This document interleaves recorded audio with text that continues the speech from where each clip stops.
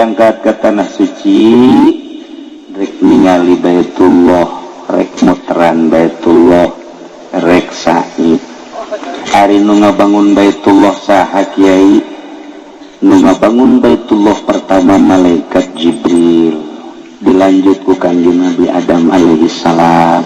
Kebelah dina terus ngan anu aya dina Al-Qur'an adalah Kanjeng Nabi Ibrahim alaihi wa yarfa'u Ibrahimul qawa'ida minal baiti wa Ismail rabbana taqabbal minna innaka antas sami'ul.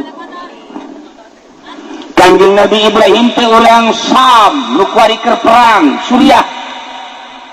Kanjeng Nabi Ibrahim diinstruksikan supaya ke Mekah, dibawalah Siti Hajar dalam keadaan gede beteng. Berangkat ke tanah suci, datanglah kawadi, kajurang, lembah, Mekah ngaranna. Ini jatuh can aya ngebentuk Baitullah model kieu. Dininya dipangyenkeun saung ku Kanjeng Nabi Ibrahim Siti Hajar. Tina tangkal korma, sabagusna jeung sarekepna sapira palapah korma. Langsung disaungan, beres disaungan sapoe dua poe tilu poe Kanjeng Nabi Ibrahim teh diinstruksikeun deui titah balik di ka Suriah. Culak langsung naik kana onta. Cek Siti Hajar teh cek Siti Hajar ka Ibrahim kakak meureun lagi saruanya kira-kira gitulah. Ieu bangunna ungkang ingking bae endeu ka mana? Teu ngajawab Kanjeng Nabi Ibrahim. Pan bangun dek berangkat tengah jawab Kanjeng Nabi Ibrahim ku sebab hilang pamajikan beutuna keur gede. Secara manusiawi cek Kanjeng Nabi Ibrahim banyak kudu ditinggalkeun, bari teh pagawean aing banyak kudu ditinggalkeun mah. Tapi instruksi Gusti Allah, Ibrahim indit teh ka Suriah. Katilu kali cek Siti Hajar, lamun memang ka Ibrahim kudu berangkat dek ditanya bae ieu kahayang sorangan atau parentah Gusti. Cek Kanjeng Nabi Ibrahim parentah Gusti. Lamun parentah Gusti nyanggakeun sok berangkat. Abdi berarti bakal diurus ku Gusti Allah. Kula sieun-sieun. Kanjeng Nabi Ibrahim langsung berangkat. Tengah liuk saya ketika can Kanjeng Nabi Ibrahim. Begitu Siti Hajar nyarita modal kitu, brung berangkat.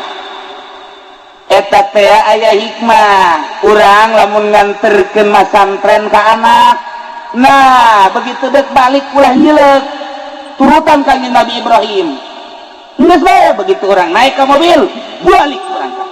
Ulah ieu mah dadah. Mal betak ya kan hukum mah ge. Segala dadah segala mal betak geus bae sakumaha biceun anak urang. Geus ulah anak sangkilang dadah geus teu aing mah teu main dadah-dadahan. Turutan Kanjeng Nabi Ibrahim betah ge. Tapi lamun ngeuleudeuy deui geus datang ka ieu mah bapana ge wae inget bae ka anak cenah teh. Aju anak ge gundang ge inget bae ka abah. Aju kuari mapan bawa HP bobogohan jeung abah. SMS-an sia teh budak. Eta ulah. Ieu hikmah nanya sakali deui lamun nganterkeun anak ka pondok pesantren geus dititipkeun geus sasalaman geus ulah kaliek deui balik turutan Kanjeng Nabi Ibrahim alaihi. Siti Hajar ditinggalkeun sugan sedih teu. Cek Siti Hajar lamun memang ieu parentah Gusti Allah pasti kaula diurus ku Gusti Allah. Sedengkeun eueuh sasaha sorangan di dinya dipangyenkeun saung tina palapah korma, masya Allah. Mun aya awawe dicocokan model kos gitu ulah dikamanakeun Kilu Jaya ulah kumaha keun antepkeun habak tenang Siti Hajar. Kesimpulan nama ngalahirlah Siti Hajar sorangan, masya Allah. Tidinya er-eran orok sakumaha biasa orok perbekalan aya kene. Tidinya langsung minum tina bekal ngan henteu anggeus kuranglah pebekalan dahaga nu aya katingali orok letahna keluar semu nu hayang minum cai susu Siti Hajar can aya caian lantaran encan diisian kunanao. Siti Hajar langsung make beber bawa ti Surya, warna beberna beureum. Mantap dipakai warna beureum beber lantaran manehna beusi kanyawan ku maruna, sebab Siti Hajar boga maru anu memang kata dina sinis bae karena kitu ditahan make beber beureum. Mantap datang ka kuari baheula mata awewe marake beber beureum eta teh ti ditu da ti Siti Hajar. Kuari mah geus teu make beber awewe teu make bidan bae geus mantap darah rayut kuari mah awewe. Boga anak hiji boga anak dua sareng hamil bae kitu. Baheula mah ipis betul lantaran make stagen make beber rapi. Jadi boga anak 12 teh teu gendut. Kuari mah boga anak hiji boga anak dua bau sakumaha eneng kolot.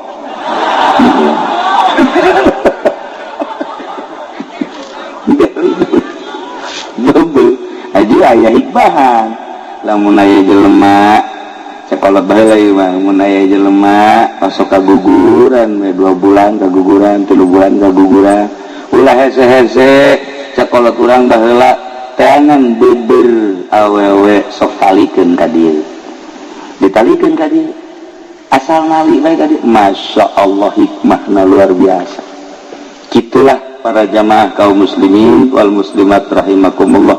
Siti Hajar naik kasopa maksudna neangan jelema sugan aya jangan tatulu ditinggali ku Siti Hajar teu aya terus ka Marwah ningalian jelema beusi sugan aya jelema rek minta tulung teu aya neangan deui terus ka Marwah deui tidinya luak lieu kasopa deui luak lieu teu aya geus 7 kali aya suara kita ningali ke arah Zamzam.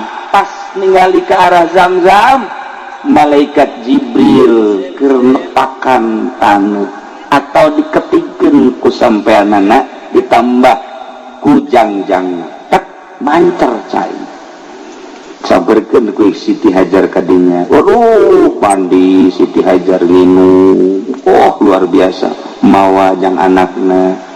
Kemudian di pandian anakna kadinya di lantaran terus bae mancer Siti Hajar bari di kamanaon kitu ngaranna dikulah ke cek Siti Hajar Zamzam teh bahasa Suriah hartina mun bahasa urang mah stop. Jadi eta Zamzam teh cai stop sebenarnya stop eureun gip punya urang mah eureun ulah terus bae. Jadi ngaran Zamzam. Jadi mendengaran kurang ngecai eureun sebenarnya eta mah. Eta stop Zamzam. Duh, gitulah cerita Zamzam. Masyaallah. Kitu cerita Siti Hajar teh 7 balik di sopa ka Marwah ti Marwah ka sopa ti sopa ka Marwah ti Marwah ka sopa. Jadilah kuari syariat. Ini ti urang toat sanggeus tatoab kemudian sa'i 7 balik didinya cukur beres geus sakitu haji eta umroh tinggal aya wukufna bae ka Padang Arafah babari doa Kangjeng Nabi Ibrahim istimewa. Kangjeng Nabi Ibrahim teh ngadoa ka Gusti Allah di samping Rabbana taqabbal minna innaka antas samiul alim wa tub alaina innaka antat tawwabur rahim. Nah kuari ge urang lamun deuk pondok pesantren eta bae doana ulah hese-hese asal disiapkeun bae pokona mah batuna 10 truk batu kalina 5 truk semen bae ujianna 1000 mah geus doana eta manjur tuh mah. Tapi lamun can aya semen can aya keusih can aya ulah wani-wani ngadoa eta tah mal manjur. Rabbana taqabbal minna innaka antas samiul alim wa tub alaina innaka antat tawwabur. Kukula dik dibere sakaligus beusi deuk ngabangun pondok, ngabangun majelis, ngabangun masjid. Doana mah tetep eta. Tabaruk ka Kangjeng Nabi Ibrahim. Wa idh yarfa'u Ibrahimul qa'ida minal bait Ismail Rabbana taqabbal minna innaka antas samiul alim wa tub alaina innaka antat tawwabur rahim. Para santri, para ustad besidik ngabangun kukula diijazahan eta lah ketika letakan batu pertama kabelah dituna maca wabduha wal laili idza sajama wadda'aka rabbuka wa ma, dan sampai selesai sabaraha kieu macana asal isuk-isuk kurang ngider di lokasi maca wadduha sabaraha bae kamari dek 3 dek 5 dek 10 asal urang isuk-isuk ngideran eta komo anu sugi mah ajak ngider ka dieu ngider maca wadduha abeh naon iya abeh anggeus ieu sabarang maca wadduha barengan ku ente kayaknya ngomong emang naon kurang segala-gala puguh